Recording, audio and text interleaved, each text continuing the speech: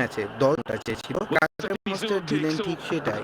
একটি নয়, দুটি নয়, মুস্তাফিজ গতির ভেলকিতে আইপিএলের উদ্বোধনী ম্যাচেই তুলে নিলেন ৪টি উইকেট। আইপিএলের ১৭তম আসনের উদ্বোধনী ম্যাচেই জয় তুলে নেয় ধোনি মুস্তাফিজের দল চেন্নাইয়ের এম চিদাম্বরম স্টেডিয়ামে। টসে জিতে ব্যাটিংয়ে আসা বেঙ্গালুরুর শুরুটা ছিল দুর্দান্ত। কোহলি আর ডুপ্লেসিসের সামনে যখন ঝড়ের মতো মার খাচ্ছিলেন দীপক চাহার আর তুষার দেশপান্ডে, ঠিক সেই সময়ই ডাক পড়ে কাটার মাস্টার মুস্তাফিজের। আর বাকিটা ইতিহাস। ওপেনিং স্পেলের প্রথম বলই ১৩৯ কিলোমিটার গতিতে, আর ঠিক পরের বলে গোলক ধাঁধায় অধিনায়ক ডুপ্লেসিস। ১৩১ কিলোমিটার স্পিডের সেই বলকে সজোরে মারতে গিয়ে ডিপ কাভার পয়েন্টে ক্যাচ তুলে দিয়ে ফেরেন প্যাভিলিয়নের পথে।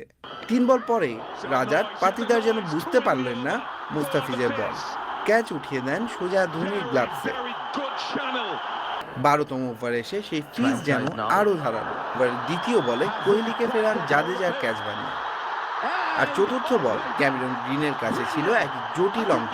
টাইগার পেসারের বলে বোল্ড হন ক্যামেরন গ্রিন। মুস্তাফিজের রাজকীয় প্রত্যাবর্তনের দিনে প্রত্যাশিত জয় তুলে নেয় চেন্নাই সুপার কিংস, যারা